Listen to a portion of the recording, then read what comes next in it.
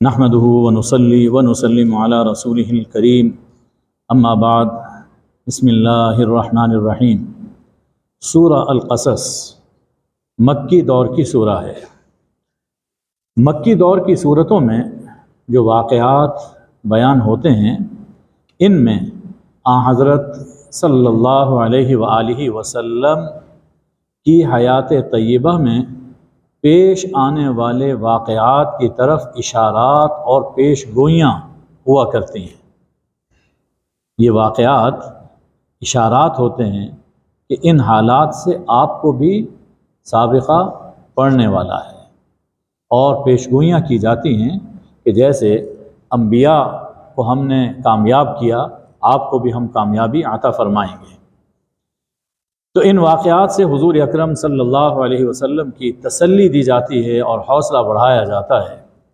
سورہ القصص ہجرت کے پس منظر میں نازل ہوئی، اور اس سورہ میں ہجرت کے سفر اور اس کے نتائج کی جانب جا بجا اشارات ہیں۔ بنیادی مضمون ایمان اور یقین ہی کا چل رہا ہے۔ آغاز میں سمجھایا گیا کہ ایمان اور شرک، حق اور باطل کی کشمکش میں آخری جیت حق کی ہوتی ہے، یہ اللہ کا فیصلہ ہے۔ اہل باطل کے پاس کتنی ہی قوت اور دولت ہو، مغلوب ہوتے ہیں، اور اہل حق کتنے ہی کمزور کیوں نہ ہوں، اللہ کی مدد سے بالآخر غالب آتے ہیں، بلکہ انہیں امامت، قیادت اور خلافت عطا کی جاتی ہے۔ فرمایا کہ طاسیم میم، یہ روشن کتاب کی آیتیں ہیں۔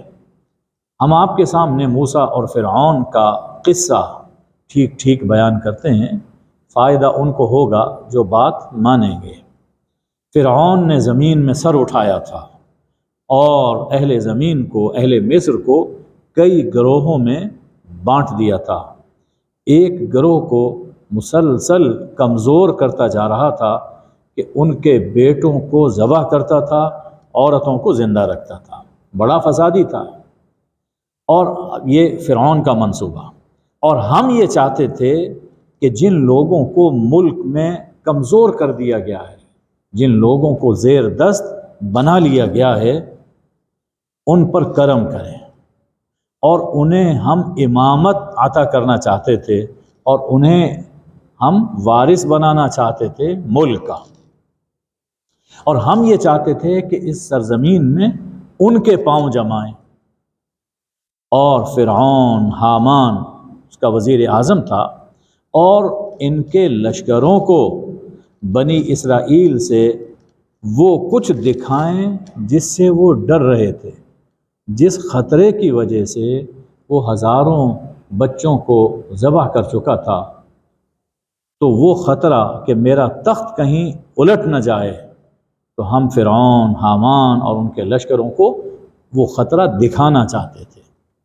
اب ایک منصوبہ فرعون کا تھا اور ایک منصوبہ اللہ کا تھا، تو اللہ تعالیٰ نے اپنے منصوبے پر یوں عمل شروع کیا کہ حضرت موسیٰ علیہ السلام پیدا ہوئے تو موسیٰ کی طرف اللہ نے وحی کی، ان کے دل میں یہ بات ڈال دی کہ انہیں دودھ پلائیے، جب خطرہ محسوس ہو تو انہیں دریا میں ڈال دیجئے گا، جب تک امن ہے، کوئی خطرہ نہیں ہے تو دودھ پلائیے، اور جب محسوس ہو کہ تلاشی ہو رہی ہے اور خطرہ ہے کہ پکڑیں گے اور ذبح کر دیں گے، تو انہیں آپ دریا میں ڈال دیجئے۔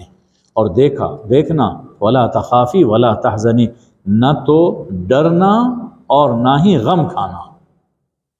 انا رادوہ الیک، ہم یہ بچہ وعدہ کرتے ہیں کہ آپ کے پاس واپس لائیں گے، اور وعدہ کرتے ہیں کہ انہیں رسول بنائیں گے۔ دیکھیے ابھی شیرخوار بچے ہیں، اور اللہ ان کے رسول بنانے کا فیصلہ کر چکا۔ یہ جو وحی ہے موسیٰ کی جانب، مادر موسیٰ علیہ السلام کی جانب، یہ وحی شریعت نہیں ہے۔ اللہ تعالیٰ نے قرآن مجید میں کئی وحیوں کا ذکر فرمایا، پیغمبروں کی جانب جو وحی آتی ہے جس سے کہ وہ نبوت اور رسالت سے سرفراز ہوتے ہیں، وہ وحی شریعت ہوتی ہے، وحی احکام ہوتی ہے۔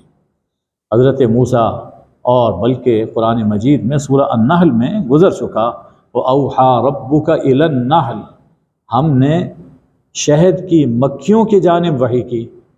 یہ وحی ان کے دل میں ایک یقینی کیفیت پیدا کر دینا، اور اس وحی کی تبلیغ بھی ضروری نہیں، یہ وحی کسی شرعی حکم کی نہیں ہوا کرتی ہے۔ چنانچہ وہ دریا میں بہا دیا گیا اور آل فرعون نے اس کو اٹھا لیا، لیکن انجام ان کا کیا ہونے والا تھا کہ وہی بچہ ان کا دشمن ہونا تھا اور ان کے لیے سبب رنج بننے والا تھا۔ فرعون، حامان اور ان کے لشکر خطا کار تھے۔ فرعون کی بیوی حضرت آسیہ، جن کا نام روایات میں آیا ہے، تو انہوں نے فرعون سے کہا، فرعون اولاً اس نے انکار کیا کہ ہم اس بچے کو، معلوم نہیں کس کا بچہ ہے، ہم اپنے مال میں نہیں رکھتے، اور اولاد تھی نہیں۔ تو ان کی بیگم نے کہا کہ میری آنکھوں کی ٹھنڈک ہوگی، تیری آنکھوں کی ٹھنڈک ہوگی، اور ہو سکتا ہے کہ یہ ہمیں فائدہ پہنچائے مستقبل میں، یا ہم اسے اپنا بیٹا ہی بنا لیں۔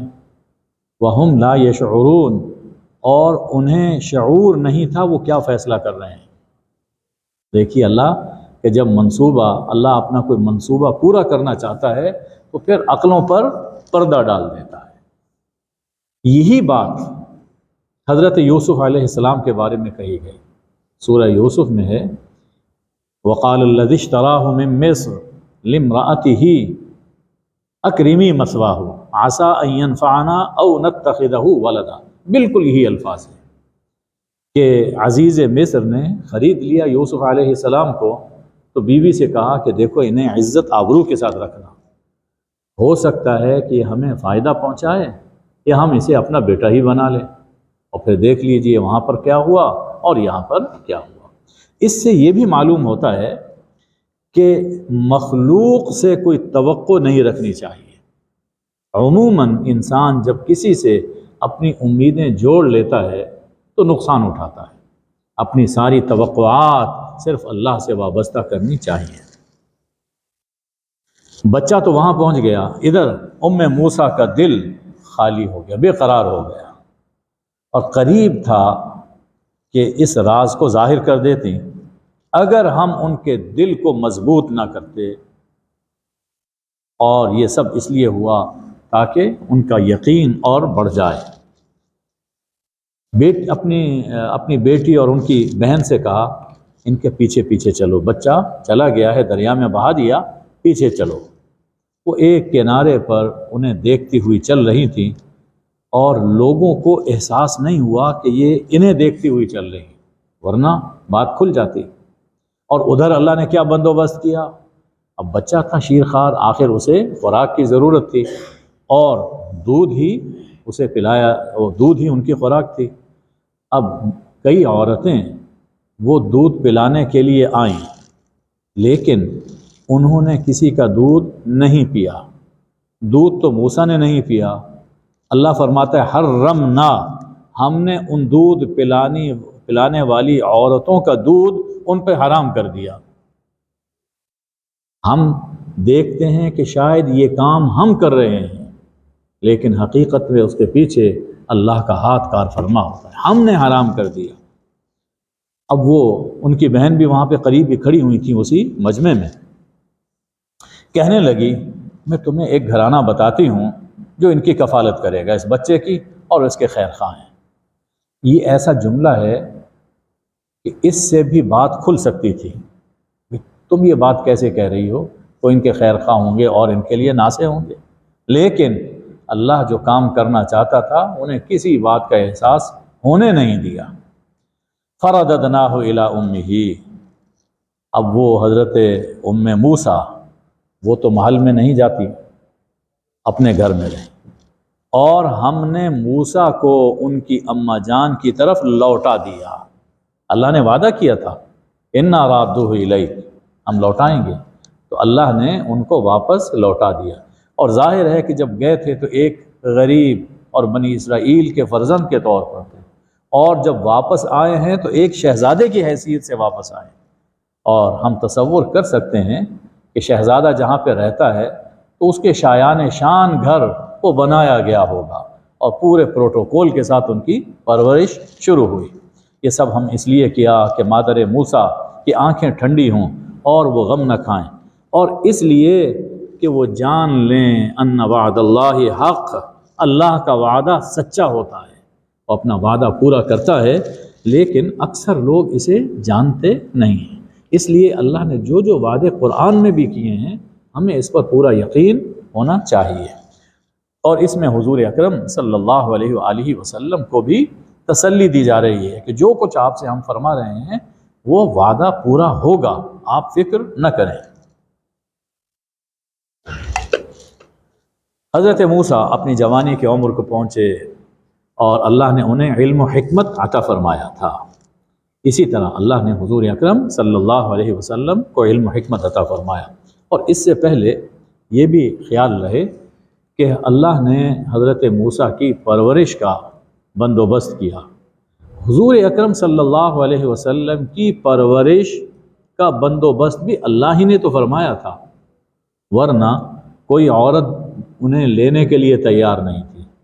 حلیمہ سعدیہ، ان پر اللہ اپنی رحمتیں نچھاور کرے، وہ انہیں لے کر گئیں، اور انہوں نے حضور کو نہیں پالا، حضور کی برکت سے ان کا سارا گھرانہ پلتا رہا، حضور نے انہیں پالا۔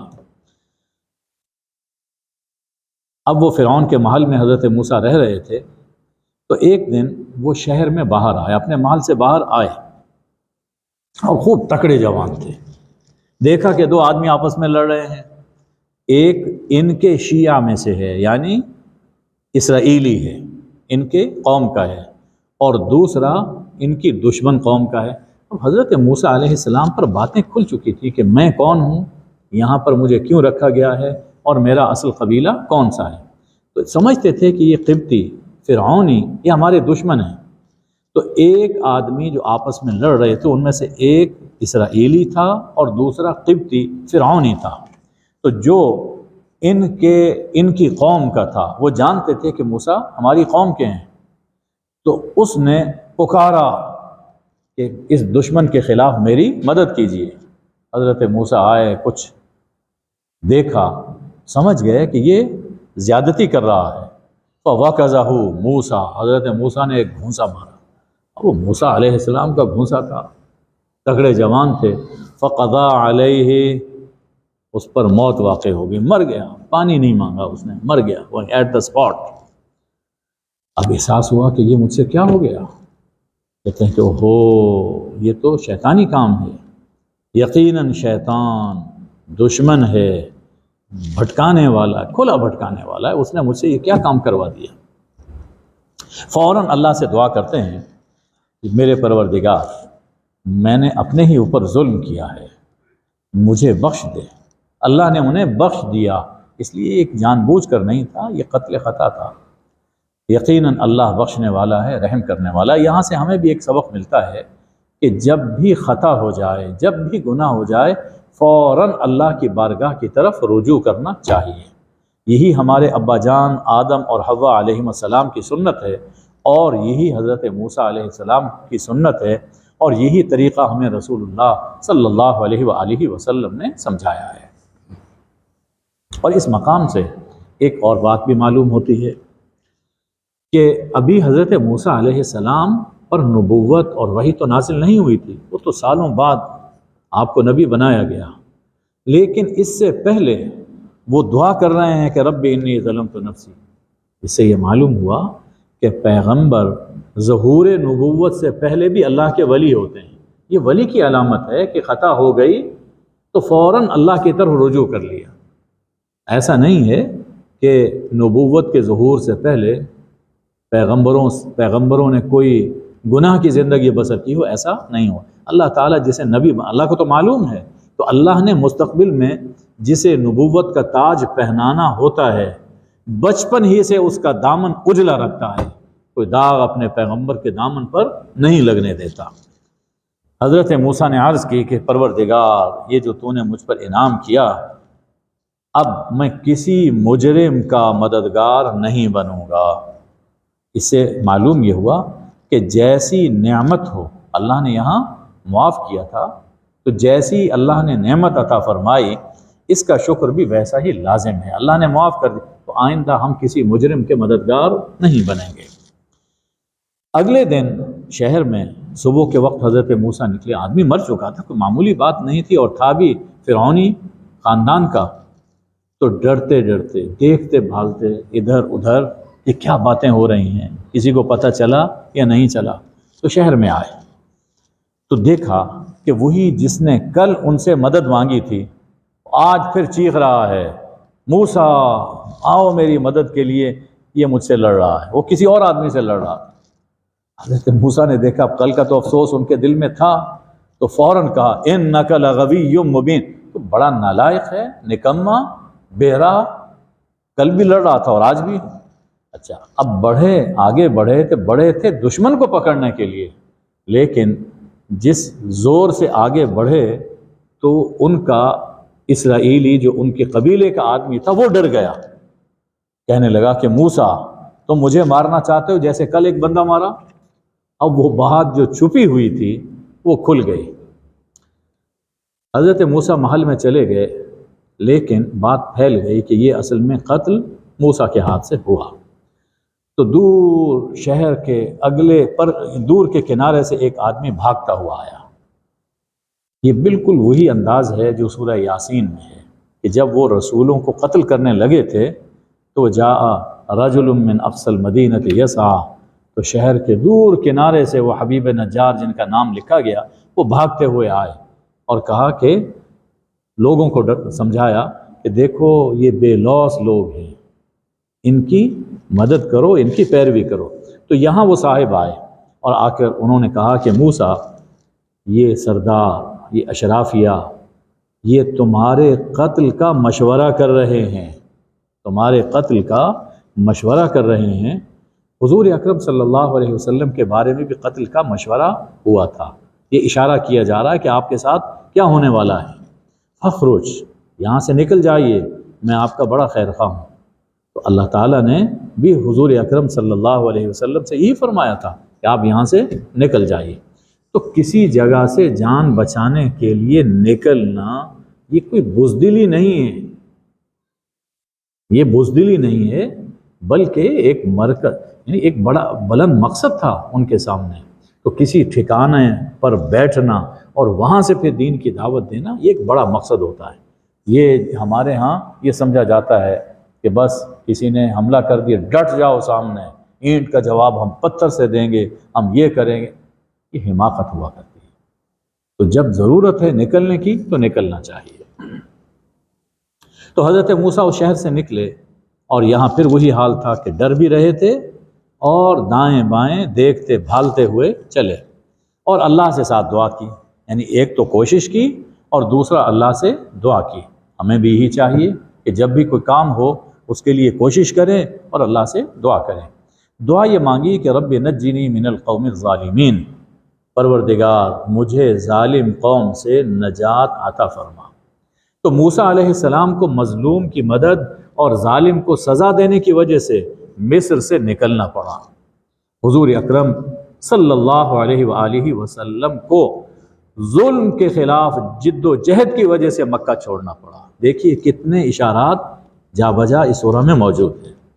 وَلَمَّا تَوَجَّهَ تِلْقَاءَ مَدْيَنَ، جب مصر سے نکلتے ہیں اور مدین کی جانب متوجہ ہوتے ہیں، مدین کی راہ پر چلتے ہیں۔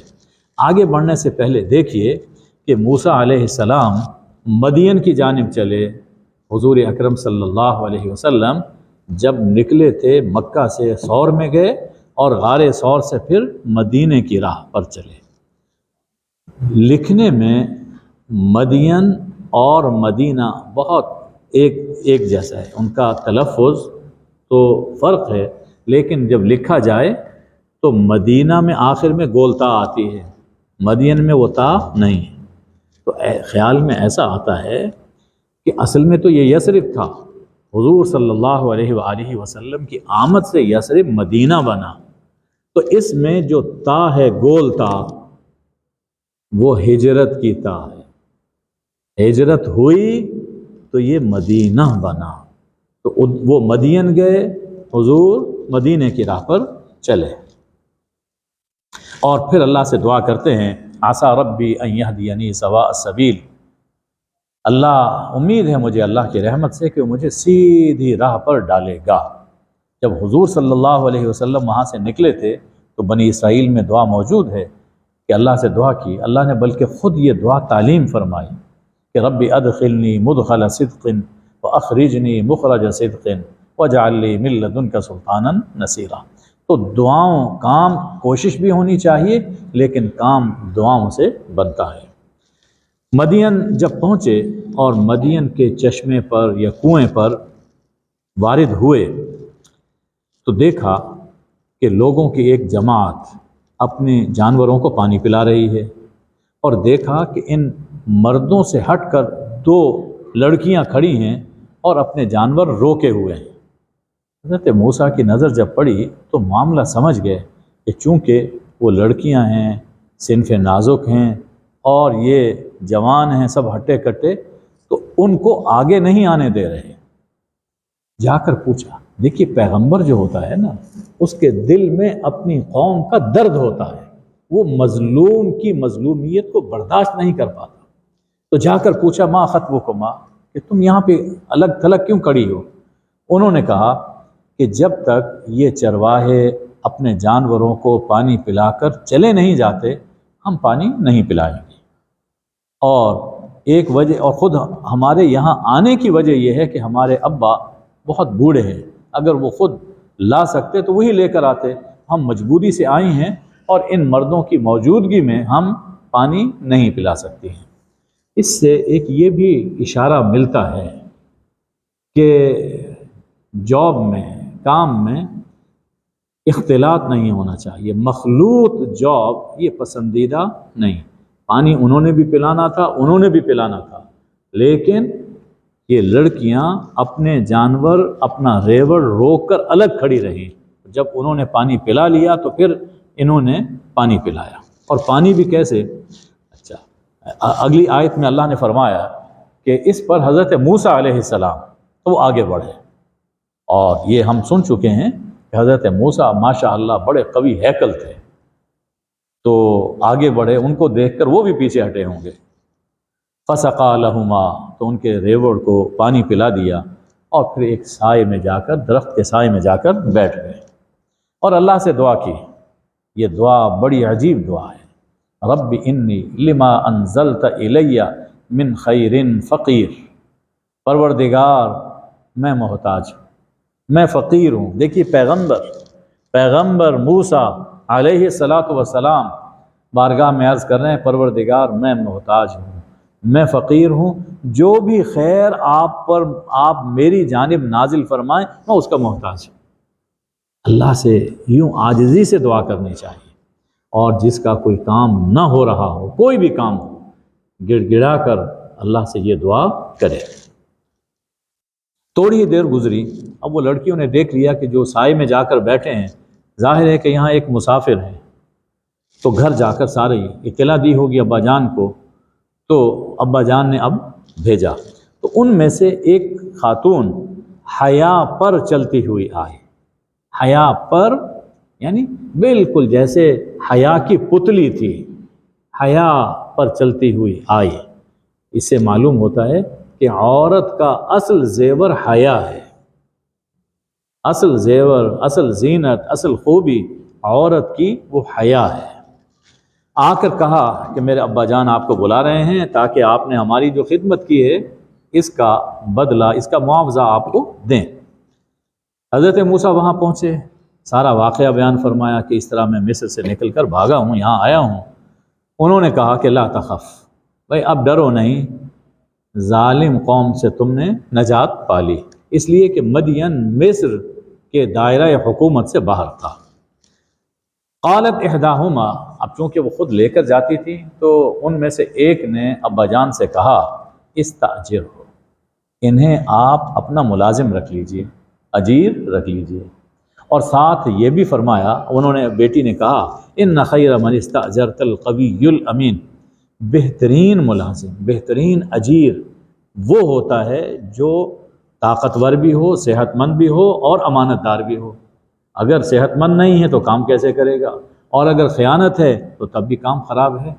تو حضرت موسیٰ میں انہیں دو خوبیاں نظر آئیں۔ اب کیسے یہ دو خوبیاں نظر آئیں، یہ تو قرآن سے ہمیں معلوم ہوتی ہے کہ وہ پانی کہ جو دوسرے پلا رہے تھے، حضرت موسیٰ بڑھے تو سب لوگ ہٹ گئے اور انہوں نے پانی پلایا۔ اور ایک روایت میں یہ ہے کہ بڑا ڈول کنویں سے پانی کا نکال رہے تھے، تو وہ ڈول پانی کا جو کئی مرد مل کر نکالتے تھے، حضرت موسیٰ نے اکیلے ہی وہ پانی کا ڈول اوپر کھینچ لیا۔ تو یہ انہوں نے دیکھا۔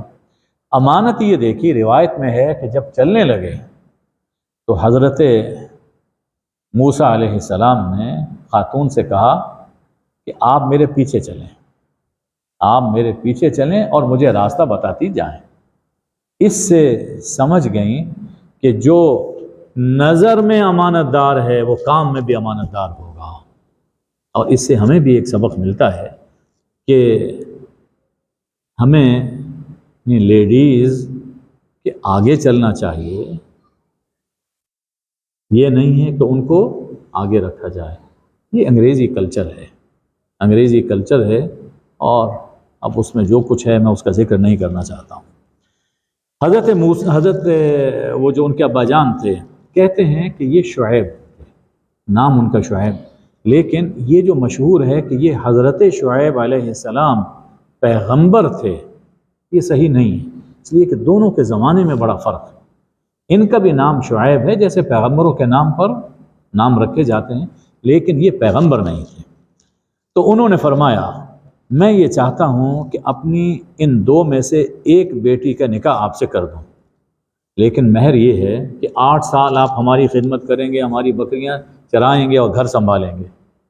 میں نکاح کر دیتا ہوں، لیکن مہر یہ ہے کہ 8 سال آپ یہاں خدمت کریں گے، اور اگر آپ 10 پورے کر دیں، 10 سال ہمارے پورے کروا دیں تو آپ کی بڑی مہربانی ہوگی۔ میں آپ پر کوئی مشقت نہیں ڈالنا چاہتا، میں کوئی بوجھ نہیں ڈالنا چاہتا ہوں، اور جب آپ یہاں رہیں گے تو دیکھیں گے کہ میں کام میں اور معاملے میں بہت اچھا تم مجھے پاؤ گے۔ حضرت موسیٰ نے جواب میں کہا ذالک بینی و بینک، ڈن، جو آپ نے فرمایا میں نے قبول کیا، جو بھی مدت ان میں سے میں پوری کروں گا تو ٹھیک ہے، مجھ پر پھر کوئی زیادتی نہیں ہوگی، یعنی یہ نہ مجھے کہا جائے کہ تم نے 8 پوری کی اور 10 کیوں نہیں پوری کی۔ اگرچہ حضرت موسیٰ علیہ السلام نے 10 سال پورے کیے تھے۔ واللہ علی ما نقول وکیل، اور جو ہم کہہ رہے ہیں اللہ اس پر وکیل ہے اور کارساز ہے، اور وہ نگہبان ہے، یعنی قسم اٹھا لی۔ وہ مدت پوری ہوئی 10 سال کی۔ اب حضرت موسیٰ علیہ السلام واپس چلے مصر کی جانب، اپنا جو آبائی گھر تھا، یہ اندازہ ہو گیا ہوگا کہ 10 سال کے اندر بہت کچھ وہاں بھی چینجز آ گئی ہوں گی۔ تو حضرت موسیٰ نے وہ مدت پوری کی اور اپنے گھر والوں کو لے کر مصر کی جانب چلے۔ اب دیکھیے کہ حضور اکرم صلی اللہ علیہ وسلم بھی مکہ سے نکلے تھے اور مدینہ طیبہ میں پہنچے، تو ٹھیک یہاں انہوں نے کہا تھا کہ 8 سال اور زیادہ سے زیادہ 10 سال، تو حضور اکرم صلی اللہ علیہ وآلہ وسلم 8 سال کے بعد آئے اور مکہ فتح کیا تھا۔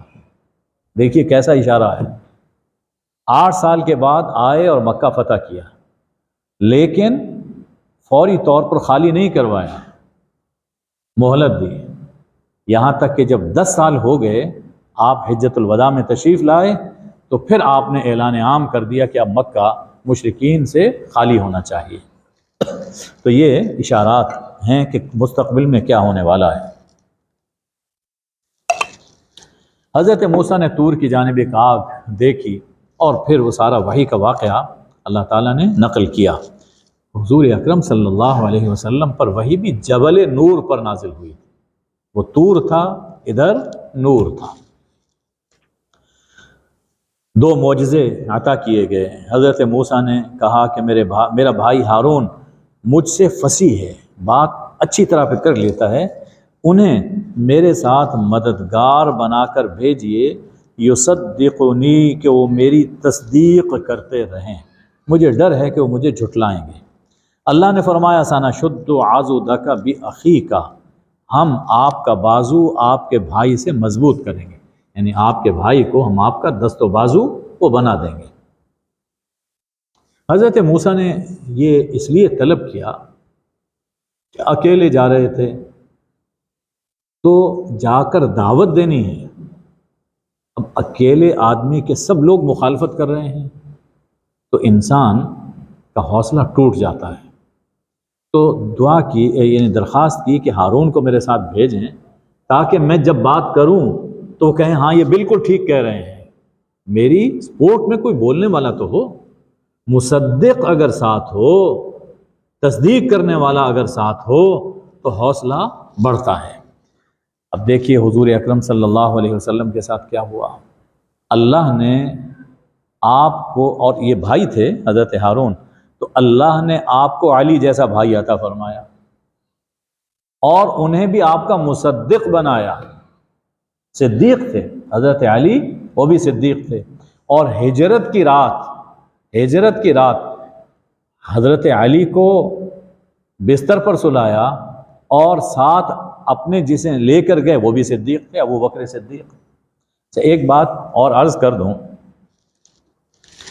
کہ مشہور یہی ہے کہ صدیق ابو بکر رضی اللہ تعالیٰ عنہ کا ٹائٹل ہے، اور یہ صحیح ہے، لیکن یہ کوئی ٹائٹل ایسا نہیں ہے جو کسی ایک شخص کے ساتھ مخصوص ہے کہ کوئی اور صدیق نہیں ہو سکتا، بلکہ جو بھی تصدیق کرتا ہے وہ صدیق ہے، وہ سچا ہے، مصدق ہے۔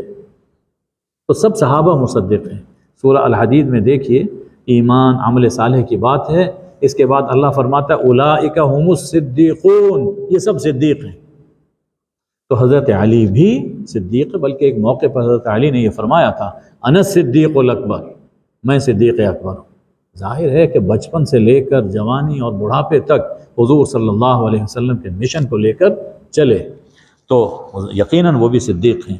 تو اللہ تعالیٰ نے دو معجزات عطا فرمائے اور کہا کہ ہم آپ کے ساتھ ہیں۔ وہاں گئے، فرعون کے ساتھ مکالمہ ہوتا ہے اور فرعون غرور میں آ کر کہتا ہے یا ایھا الملا، درباریو، ما علمت لکم من الہ غیری، مجھے معلوم نہیں کہ میرے سوا تمہارا کوئی الہ ہے۔ حضرت موسیٰ نے دعوت دی تھی کہ لا الہ الا اللہ، تو کہا یہ معلوم نہیں کہ کس خدا کی بات کرتا ہے، کس اللہ کی بات کرتا ہے، میں تو سمجھتا ہوں کہ میں ہی تمہارا الہ ہوں، میں یہ سمجھتا ہوں۔ اب یہاں الہ کن معنوں میں؟ دیکھیے فرعون یہ نہیں تھا کہ وہ اپنے آپ کو کوئی خدائے بزرگ و برتر، سب سے بڑا خدا سمجھتا تھا۔ قرآن پاک میں موجود ہے وَيَذَرَكَ وَآلِهَتَكَ، وہ بھی خداؤں کو مانتا تھا، بتوں کی وہ بھی پوجا کرتا تھا، لیکن سورج دیوتا کا اوتار اسے سمجھا جاتا تھا۔ فرعون کا معنی ہی یہ ہے، اور اس وقت زمین میں سب سے بڑا حاکم وہی تھا۔ تو اس نے یہ کہا مجھے معلوم نہیں کہ میرے سوا بھی کوئی تمہارا حاکم ہے، یہاں الہ حاکم کے معنوں میں، تو حکم میرا چلے گا۔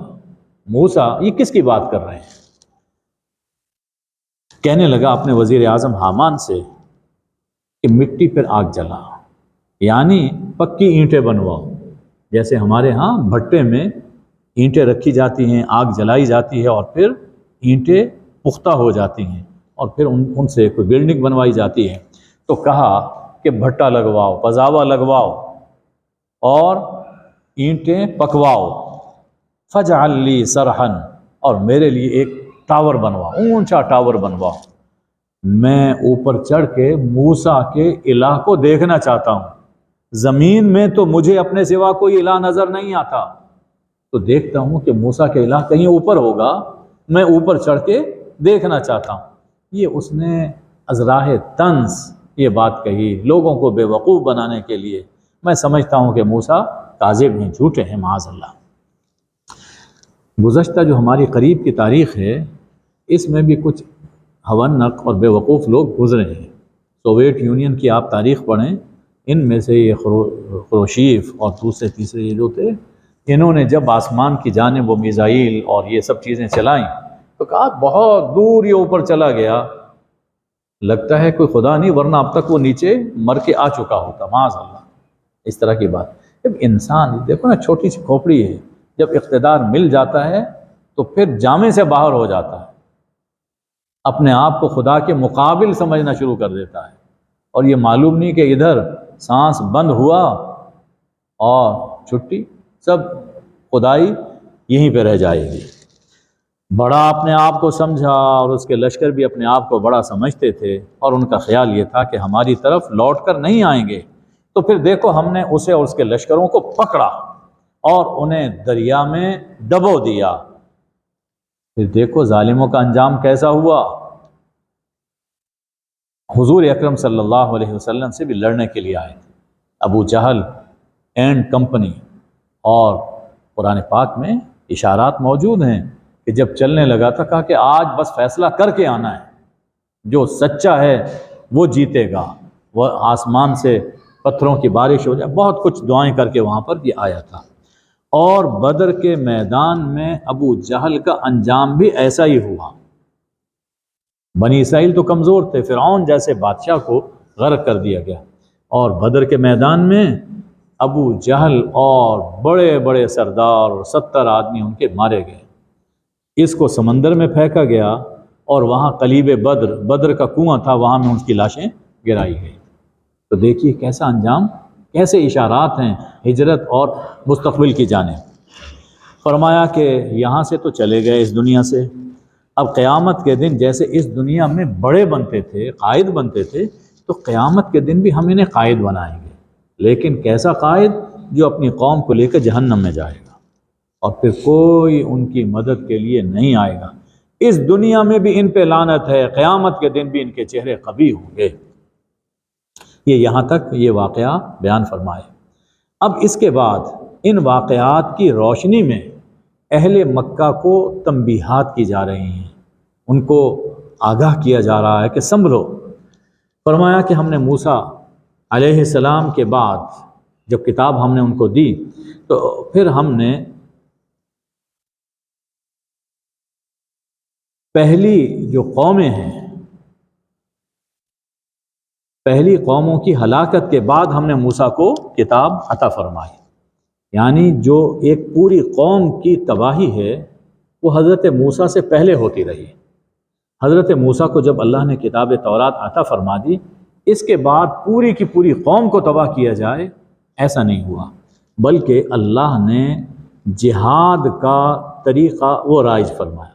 ایک تو کچھ نہ کچھ لوگ شریعت پر قائم رہے، اور پھر جہاد کیا ہے؟ قاتلوہم یعذبہم اللہ بایدیکم، ان سے قتال کرو، اللہ تمہارے ہاتھوں ان کو عذاب دینا چاہتا ہے۔ تو وہ عذاب پہلے جو فرشتوں کے ذریعے سے آتا تھا، اب اللہ وہ عذاب فرشتہ صفت انسانوں کے ذریعے سے کافروں کو دے رہا ہے۔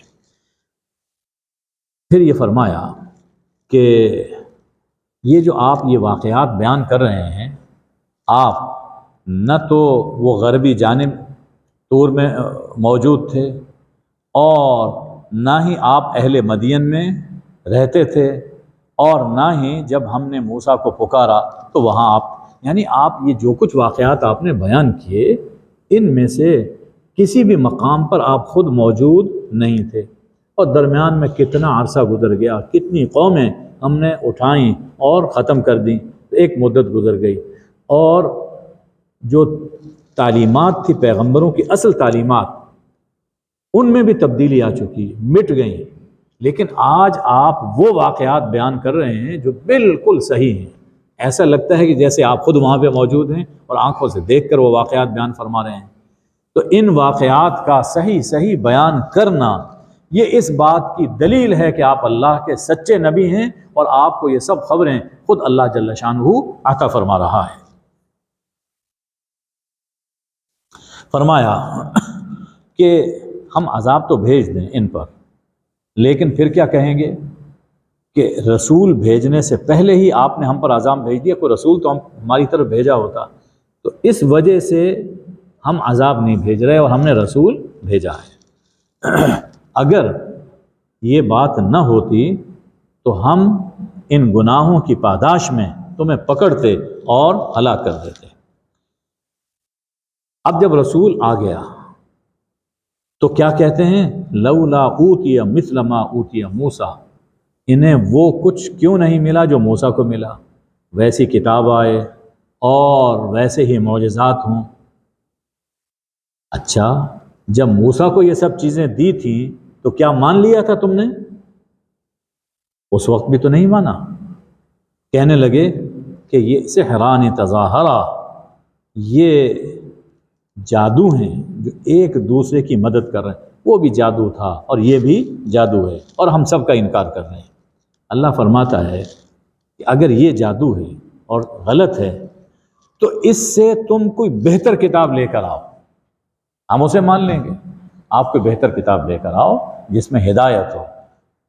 تو ظاہر ہے کہ ایسا نہیں، اگر آپ کی بات کا جواب نہ دیں تو جان لیجئے انما یتبعون اہواءہم، یہ اصل میں اپنی مرضی پر چل رہے ہیں، اپنی خواہش کی پیروی کر۔ اللہ نے اصل مرض کی نشاندہی فرما دی۔ اصل مرض کیا ہے؟ وہ اپنی منمانی کرتے ہیں، کسی کی بات نہیں ماننی، ہم نے اپنے نفس کی بات ماننی ہے، اور جو اپنے نفس کا پیروکار ہو اس سے زیادہ گمراہ کون ہو سکتا ہے؟ فرمایا کہ ہم نے ان کے لیے اللہ کا کلام اور قرآن کھول کھول کر بیان کر دیا تاکہ وہ نصیحت قبول کریں، اور اب ان کے سامنے جب آیتیں تلاوت کی جاتی ہیں، یہ جو بنی اسرائیل میں جن لوگوں نے اسلام قبول کیا تو کہتے ہیں کہ آمنا بھی، ہم ایمان لے آئے۔ بنی اسرائیل میں، یہود میں سبھی ایک جیسے نہیں تھے، نصارہ میں سبھی ایک جیسے نہیں تھے، ایسے لوگ بھی موجود تھے جن کا دل تعصب سے خالی تھا۔ ان کے سامنے جب قرآن پڑھا گیا تو انہوں نے ایمان قبول کیا، اسلام قبول کیا۔ اللہ ان کی تعریف فرما رہا ہے کہ انہیں اس صبر کی وجہ سے کہ یہ دین پر پہلے بھی تھے اور اب بھی ہیں، ہم انہیں دوہرا اجر عطا کریں گے۔ ایک اجر موسیٰ علیہ السلام کو ماننے کا، حضرت عیسیٰ کو ماننے کا، اور حضرت موسیٰ اور عیسیٰ کی تعلیمات میں شامل تھا کہ آنے والے پیغمبر حضرت محمد صلی اللہ علیہ وسلم پر ایمان لاؤ، چنانچہ ان پر بھی ایمان لائے، تو وہ بھی اجر ہے اور یہ بھی دوہرا اجر ہم ان کو عطا فرمائیں گے۔ حضور اکرم صلی اللہ علیہ وسلم چاہتے تھے فلاں فلاں سردار اسلام قبول کر لیں تو اسلام کو فروغ ہو، اسلام کے پاؤں جم جائیں اور ترقی ہو۔ اللہ نے فرمایا کہ آپ یہ اس فکر میں نہ پڑیں، انک لا تہدی من احببت، جنہیں آپ چاہیں کہ ہدایت پا جائیں آپ ان کو ہدایت نہیں دے سکتے، ہدایت تو میں دیتا ہوں۔ آپ اگر چاہیں کہ فلاں بھی سیدھی راہ پہ آ جائے، فلاں بھی سیدھی راہ پہ آ جائے، آپ تو ہدایت تو میں دینے والا ہوں۔ آپ خواہش تو کرتے ہیں، آپ چاہتے ہیں کہ یہ لوگ آ جائیں، لیکن مجھے معلوم ہے کہ یہ اس قابل نہیں ہے کہ انہیں نوازا جائے، ان کا انجام کچھ اور ہونے والا ہے۔ تو جنہیں آپ چاہتے ہیں انہیں ہدایت نہیں دے سکتے، وَلَكِنَّ اللَّهَ يَهْدِي مَن يَشَاءُ، اللہ جسے چاہتا ہے ہدایت عطا فرماتا ہے۔ چنانچہ ان جتنے سردار ہیں ان سب کے بارے میں حضور صلی اللہ علیہ وسلم دعائیں کرتے تھے، لیکن اللہ کو منظور نہیں تھا، اس لیے وہ ایمان نہیں لائے۔ ایک اندیشہ حق قبول کرنے کے بارے میں ایک یہ بھی ہوتا ہے، ایک رکاوٹ بن جاتی ہے۔ کہتے تھے اگر ہم آپ کے ساتھ ہدایت قبول کر لیں نتخطف من ارضنا، تو ہمیں ہمارے ملک سے اچک لیا جائے گا، دشمن ہمیں پکڑ لیں گے اور ہمیں ختم کر دیں گے۔ ذرا سوچو، یہ حرم پرامن بنا کیسے؟ ہم نے اسے پرامن بنایا، تم یہاں پہ رہتے ہو نا حرم میں، امن سے رہتے ہو، اور ہر چیز کے پھل حرم میں کھینچے چلے آ رہے ہیں، یہ ہم رزق دے رہے ہیں۔ تو جو اللہ یہاں پہ تمہیں رزق دے رہا ہے اور امن دے رہا ہے، جبکہ تم ہمیں نہیں مان رہے، تو جب مانو گے تو کیا ہم رزق کم کر دیں گے اور تمہیں کسی خوف میں مبتلا کر دیں گے؟ ایسا نہیں۔ لیکن اکثر لوگ اس حقیقت کو نہیں سمجھتے۔ اور کتنی بستیاں ہیں جو اپنی معیشت پر اترا رہی تھیں، ہم نے انہیں ہلاک کر دیا۔ معلوم یہ ہوا کہ جب بھی اللہ خوشحالی عطا فرمائے فرد کو یا قوم کو تو اسے اللہ کا شکر ادا کرنا چاہیے۔ جب فرد یا قوم اترانے لگ جائے ہم سا کوئی نہیں ہے تو بس سمجھیے کہ اب ان کا ڈاؤن فال شروع ہو چکا۔ پھر اللہ ایک قانون بیان فرما رہا ہے کہ ہم بستیوں کو پر عذاب کب نازل کرتے ہیں۔ ارشاد ہے کہ جب تک ہم کسی مرکزی شہر میں، مرکزی بستی میں رسول نہیں بھیج لیتے، اپنا پیغام پہنچا نہیں لیتے، اس وقت تک ہم بستی کو ہلاک نہیں کیا کرتے۔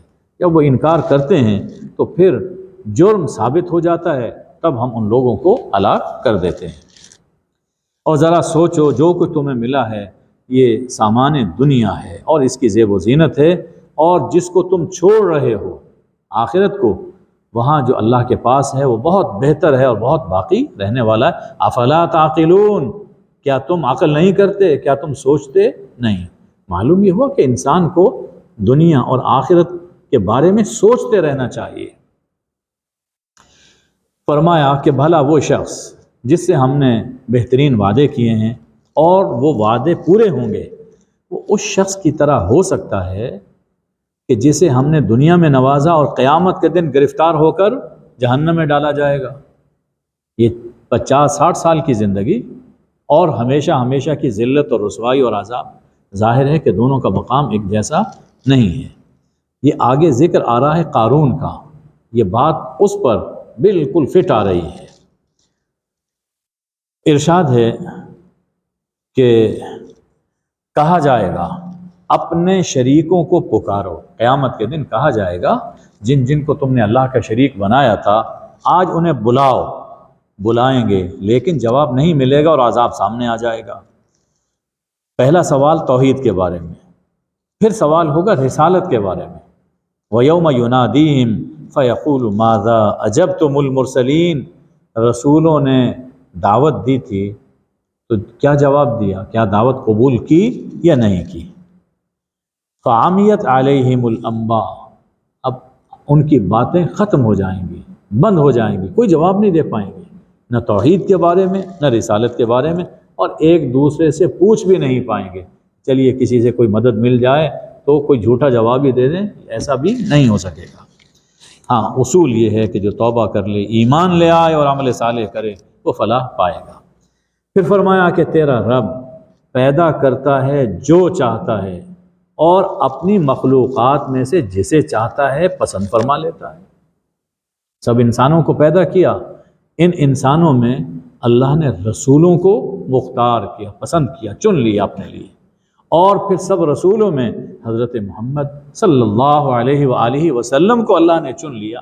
تو یہ رب کا فضل ہے، جسے چاہے چن لے۔ تو اللہ خلق میں، پیدا کرنے میں اور کسی کو چننے میں شرک سے بالا و برتر ہے۔ کوئی یہ نہیں کہہ سکتا کہ اس پر فضل کیوں ہوا، ہم پر کیوں نہیں ہوا، یہ اللہ کی مرضی ہے۔ سبحان اللہ وتعالی عما یشرکون، رب جانتا ہے جو کچھ دلوں میں چھپا ہے، جو کچھ ظاہر کرتے ہیں۔ جب خالق وہ ہے اور کلی اختیار اس کے پاس ہے اور کلی علم اس کے پاس ہے، لہٰذا وَهُوَ اللَّهُ لَا إِلَٰهَ إِلَّا هُوَ، مان لو کہ وہی اللہ ہی الہ ہے، اس کے سوا کوئی الہ نہیں۔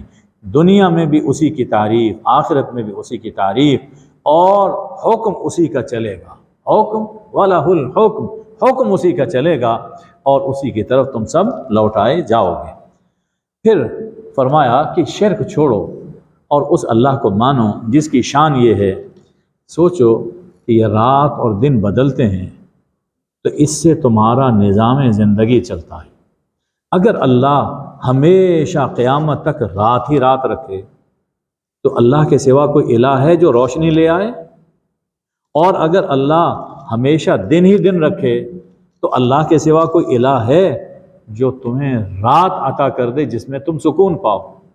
یہ رات اور دن کا نظام جس سے کہ ہمارا کاروباری کاروبار ہستی چل رہا ہے، یہ اللہ کا بہت بڑا انعام ہے۔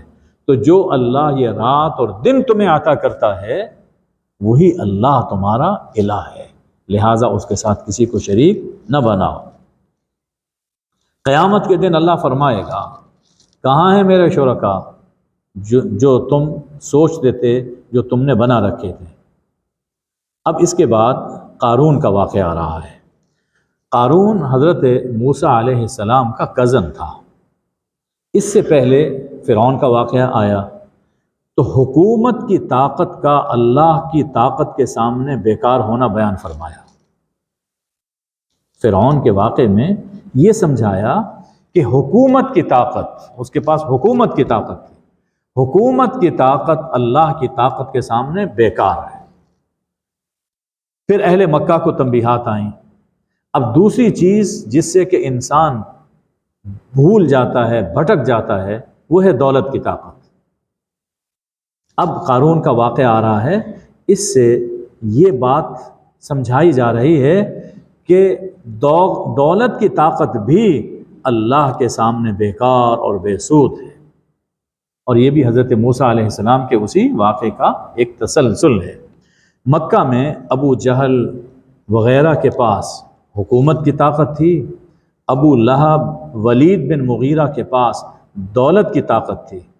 ہجرت کے 2 سال بعد ہی غزوہ بدر میں دونوں طرح کی طاقتیں ٹوٹ گئیں۔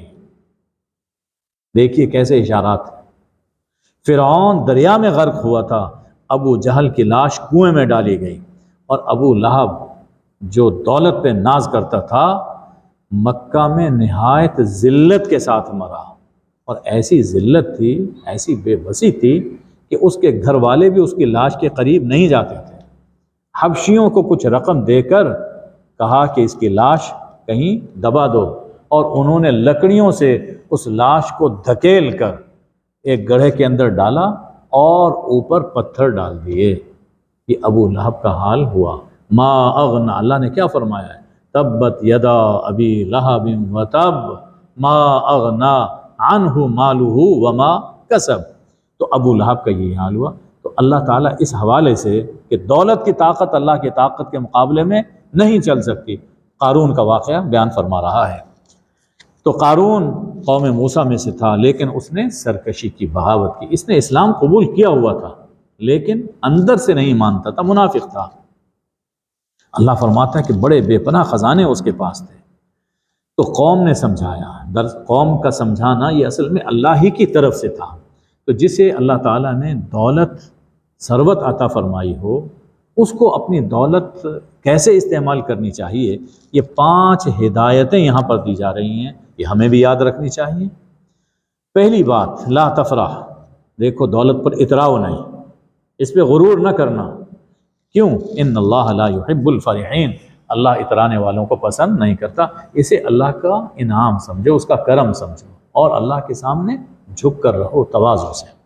دوسری ہدایت سرمایہ کے حوالے سے، وابتغ فیما آتاک اللہ الدار الآخرہ، اللہ نے جو تجھے مال دے رکھا ہے اس سے آخرت تلاش کر، اس کو ایسے کاموں میں خرچ کر جو تمہیں آخرت میں کام آئیں، اسی سے آخرت بنا۔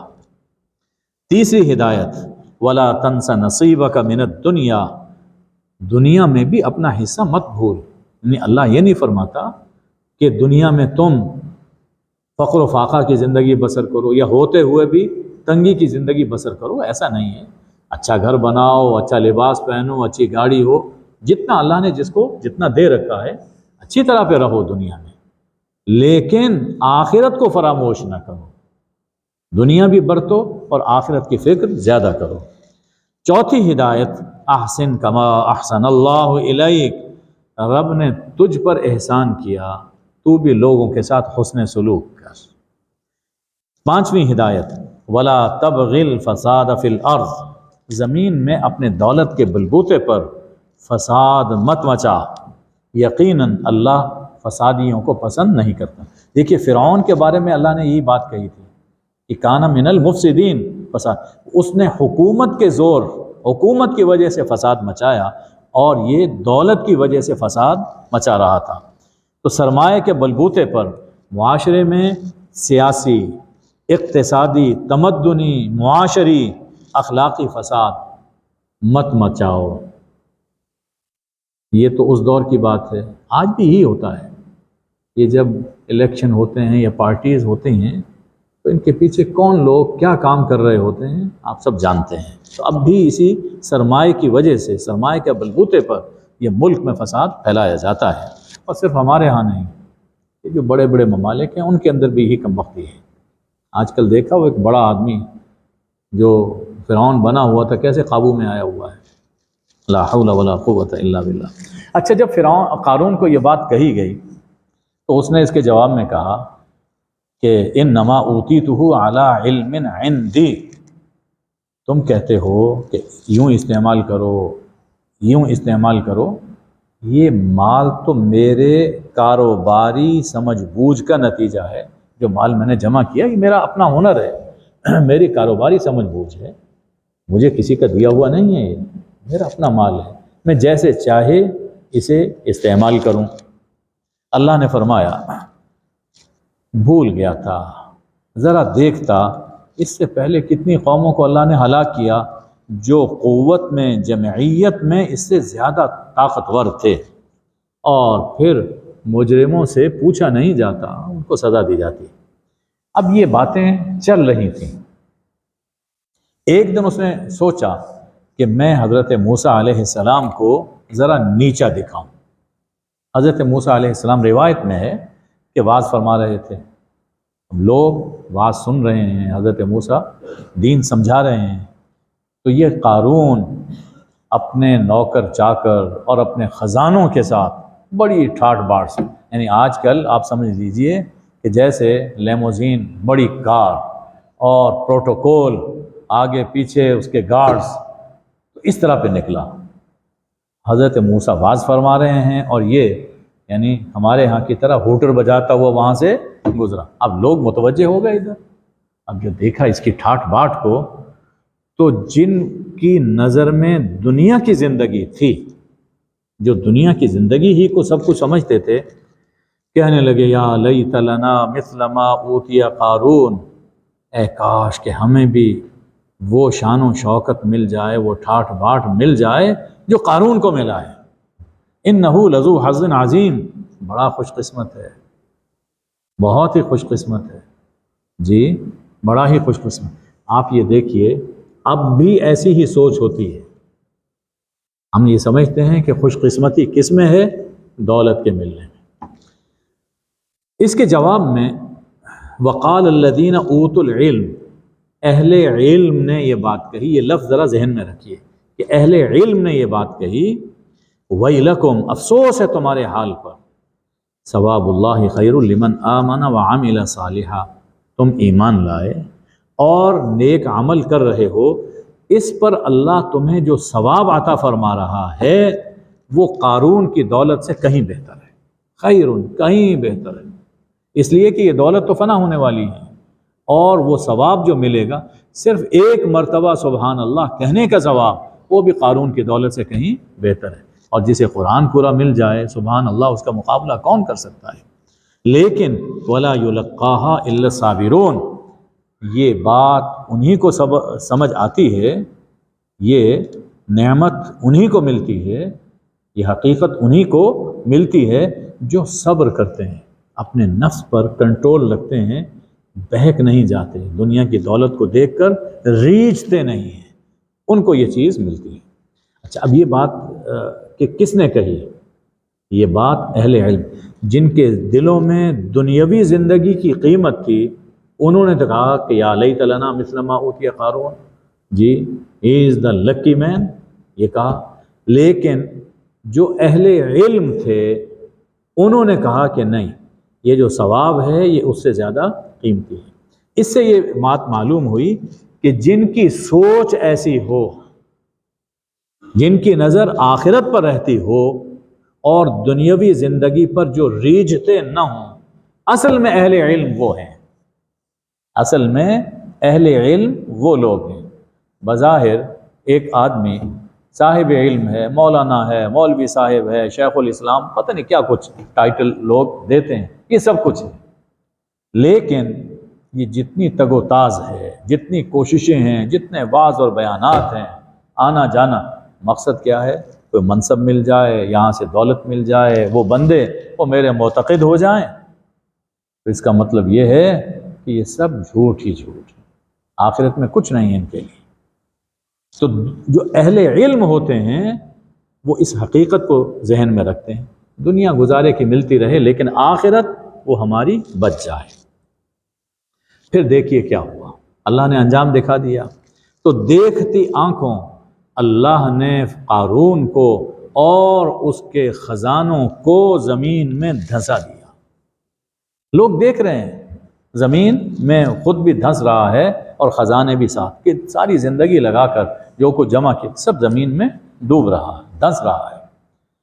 اب کوئی جماعت نہیں تھی جو اسے بچانے کے لیے آتی، اور نہ ہی وہ خود بدلہ لے سکا، نہ تو خود اس کے پاس اتنی طاقت رہی، دولت تھی، کام نہیں آ سکی، اور نہ ہی کہ اس کو بچانے کے لیے آگے کون اپنی جان کسی پہ قربان کرتا ہے؟ یہ تو اللہ ہے، یہ تو اللہ ہے جس پہ لوگ اپنی جانیں قربان کرتے ہیں اور پھر وہ زندہ کر دیتا ہے، کسی انسان کے لیے کوئی جان نہیں دیا کرتا۔ فرمایا کہ کل جو تمنا کر رہے تھے کہ ہم قارون جیسے ہو جائیں، آج کہنے لگے افسوس ہم بھول گئے تھے کہ اللہ جسے چاہتا ہے کھلا رزق دیتا ہے اور جسے چاہتا ہے معاف کر دیتا ہے۔ اگر اللہ نے ہم پر کرم نہ کیا ہوتا تو ہم بھی زمین میں دھنس گئے ہوتے۔ افسوس ہمیں یاد نہ رہا کہ کافر کبھی فلاح نہیں پاتے۔ بس یہاں تک یہ مضمون حضرت موسیٰ علیہ السلام کا ختم ہوتا ہے، اور اللہ نے بتا دیا کہ دولت اور حکومت اللہ کے سامنے کوئی کام نہیں آتی۔ اب بالکل آخر میں اللہ فرماتا ہے کہ یہ جو آخرت کا گھر ہے، آخرت ہم انہیں عطا کریں گے کہ جو زمین میں نہ تو سر اٹھائیں، سرکشی کریں، اور نہ فساد مچائیں۔ آپ نے شروع میں اس صورت میں سنا کہ فرعون کیا تھا، ان فرعون علا فی الارض وجعل اہلہا شیعا، تو وہ مفسد تھا، فساد بھی کر رہا تھا اور سرکشی بھی کر رہا تھا۔ اللہ نے فرمایا کہ آخرت اسے ملے گی جو نہ تو سرکشی کرتا ہو زمین میں اور نہ ہی فساد مچاتا ہو۔ انجام، اچھا انجام متقیوں کو ملتا ہے۔ پھر اصول اپنا بیان کر دیا، اللہ کے پاس جو ایک نیکی لائے گا بہتر پائے گا، اور جو برائی لائے گا تو جو برے عمل کرتے رہے ہیں بس اتنا ہی ان کو اس کا صلہ ملے گا اور اس کی سزا ملے گی جتنی انہوں نے برائی کی ہے۔ اب بڑا عجیب ایک ارشاد آ رہا ہے، ان الذی فرض علیک القرآن لرادک الی معاد، یقیناً جس اللہ نے آپ پر قرآن فرض کیا، اس کے احکام فرض کیے، قرآن کی تبلیغ جس نے آپ پر فرض کی، وہ اللہ وعدہ کر رہا ہے آپ کو معاد کی جانب لوٹا کر لائے گا۔ یہ معاد کیا ہے؟ معاد کہتے ہیں مقام عود، انسان جہاں بھی جائے لوٹ کر وہاں آئے تو اس کو معاد کہا جاتا ہے۔ اور مومن کا اصل ٹھکانہ مکہ ہے، مکہ کا نام ایک معاد بھی ہے۔ مومن کا اصل ٹھکانہ مکہ ہے، جسمانی طور پر ہو یا روحانی طور پر، ہمارا مرکز تو وہی ہے۔ مکہ ام القریٰ ہے، مکہ ام القریٰ ہے، بستیوں کی ماں ہے، جڑ ہے، اور وہاں پہنچ کر ام القریٰ ہے نا، تو وہاں پہنچ کر یوں ہی سکون ملتا ہے جیسے آغوش مادر میں سکون ملتا ہے، اور انسان لوٹ کر ماں ہی کے پاس آتا ہے۔ تو اللہ وعدہ فرما رہا ہے کہ جس اللہ نے یہ قرآن آپ پر نازل کیا، اس کی تبلیغ آپ پر فرض کی، آپ کو معاد یعنی مکہ کی جانب لوٹائے گا، یہ اللہ کا وعدہ ہے۔ قرآن پاک میں اسی سورہ کے بالکل شروع میں بھی ایک وعدے کا ذکر ہے، حضرت موسیٰ کی اماں جان سے وعدہ تھا، اِنَّا رَادُّهُ إِلَيْكَ، اور پھر فَرَدَدْنَا، ہم وعدہ کرتے ہیں کہ موسیٰ کو آپ کے پاس لائیں گے اور پھر لے کر آئے۔ تو یہاں اللہ نے بتلایا کہ وہ وعدہ ذہن میں رکھو، وہ وعدہ ذہن میں رکھو، ابھی ہجرت ہوئی نہیں ہے اور مکہ فتح ہوگا نہیں ہو تو یعنی عام انسان کی نظر دیکھ ہی نہیں سکتی کہ کبھی کامیابی ہوگی، لیکن اللہ کیا وعدہ کر رہا، اور وہاں بھی تو یہی کیفیت تھی، جب بچہ دریا میں بہا دیا تو کیا توقع تھی کہ یہ بچہ زندہ واپس آئے گا؟ تو یہاں کہ آپ جائیں گے یہاں سے تو واپس بھی آئیں گے، اللہ کہتا ہے کہ میں لے کر آؤں گا، واپس لاؤں گا، اور پہلے وہ وعدہ سنا دیے کہ جیسے موسیٰ کو ان کی اماں کے پاس واپس لایا تھا، اسی طرح میں یہاں معاد میں آپ کو واپس لے کر آؤں گا۔ چنانچہ جیسے موسیٰ سے کیا وعدہ اللہ نے پورا فرمایا، ایسا ہی یہ بھی وعدہ پورا ہوا۔ حضور اکرم صلی اللہ علیہ وسلم بڑی عزت، آبرو اور بڑی شان اور جلال کے ساتھ مکہ مکرمہ میں داخل ہوئے۔ اب فرمایا کہ آپ کو اس سے پہلے امید نہیں تھی کہ یہ کتاب آپ کو ملے گی، یہ جو کتاب قرآن آپ کو ملا ہے، الا رحمتا من ربک، یہ صرف تیرے رب کی رحمت ہے، یہ رب کا کرم ہے کہ اللہ نے یہ کتاب عطا فرمائی، اور ہم پر بھی تو بڑا کرم ہے کہ قرآن ہمارے سامنے ہے اور ہم قرآن سے جڑے ہوئے ہیں۔ اس کا شکر کیا ہے؟ فلا تکونن ظہیرا للکافرین، کافروں کے مددگار نہ ہونا، مجرموں کے مددگار نہ ہونا۔ ہمیں بھی یہ چاہیے کہ جو لوگ مجرم ہیں، اگر ہم قرآن سے جڑے ہوئے ہیں تو جو نافرمان ہیں اللہ کے اور جو مجرم ہیں ان کا ساتھ نہ دیں، ان کا ساتھ دیں جو راہ حق پر چل رہے ہیں۔ یہ لوگ مجرم اور کافر اللہ کی آیتوں سے آپ کو روکنے نہ پائیں۔ وَادْعُ إِلَىٰ رَبِّكَ، آپ رب کی طرف لوگوں کو بلاتے رہیے، اور دیکھو کہ کبھی شرک نہ کرنا، ہمیں سمجھایا جائے کبھی شرک نہ کرنا۔ آخری آیت، وَلَا تَدْعُ مَعَ اللَّهِ إِلَٰهًا آخر، اللہ کے ساتھ کسی اور کو الہ نہ ماننا، لا الہ الا ہو، اس کے سوا کوئی الہ نہیں ہے۔ کل شیء ہالک الا وجہہ، ہر چیز ہلاک ہونے والی ہے، ختم ہونے والی ہے، صرف اللہ کی ذات باقی رہے گی۔ سورہ رحمان میں فرمایا کہ کل من علیہا فان ویبقى وجہ ربک ذو الجلال والاکرام، فرمایا کہ لہ الحکم، حکم اسی کا چلے گا، حکم اسی کا ہے، اور الیہ ترجعون، اور اسی کی طرف تم لوٹ کر جاؤ گے۔ دیکھیے یہاں بھی لہ الحکم کی بات کی، اس سے پہلے بھی حکم کی بات آ چکی ہے، تو یہاں جو لا الہ فرمایا جا رہا ہے، ان آیتوں سے یہ معلوم ہوتا ہے لہ الحکم سے کہ یہاں الہ حاکم کے معنی میں ہے۔ جیسے فرعون نے الہ کا لفظ اپنے لیے استعمال کیا تھا، اور اپنے آپ کو حاکم اعلیٰ سمجھتا تھا، تو اب آخر میں جا کر نتیجہ اس سے یہ نکلا کہ لا الہ الا اللہ، یعنی لا حاکم الا اللہ، حاکم مطلق، حاکم اعلیٰ وہ صرف اللہ کی ذات ہے، کسی اور کو حاکم اصلی ماننا یہ بھی شرک۔ دنیا میں جو بھی حکومتیں ہوتی ہیں یہ خلیفہ ہوتے ہیں، خلیفہ ہونا چاہیے، یعنی اللہ کے احکام اپنے اوپر نافذ کریں اور ملک کے اندر رائج کریں، یہی توحید کا تقاضا ہے۔ اللہم صلی علی سیدنا و مولانا محمد النبی الامی و آلہ وبارک وسلم۔ اے اللہ ہمیں توحید کی معرفت عطا فرما، توحید پر استقامت نصیب فرما، حضور اکرم صلی اللہ علیہ وآلہ وسلم کی محبت، ادب، اطاعت عطا فرما۔ اے اللہ جو جو نعمتیں آپ نے ہمیں عطا فرمائی ہیں، ہم ان پر آپ کا دل و جان سے شکر ادا کرتے ہیں۔ اے اللہ ہمیں ناشکری سے بچا، اور ان نعمتوں کو تیرے حکم کے مطابق ہمیں استعمال کرنے کی توفیق عطا فرما۔ اے اللہ ہمارے وطن کی حفاظت فرما۔ اے اللہ فتنہ و فساد کی آگ کو اپنی رحمت سے ٹھنڈا فرما۔ اے اللہ ہمارے دلوں میں ایک دوسرے کے لیے الفت اور محبت پیدا فرما، نفرتوں سے، کینوں سے اے اللہ ہمارے سینوں کو پاک فرما۔ اے اللہ ہماری سب عبادتیں، دعائیں، ہمارے روزے اور نمازیں اپنی رحمت سے قبول فرما، اور ہماری تقصیرات کو معاف فرما۔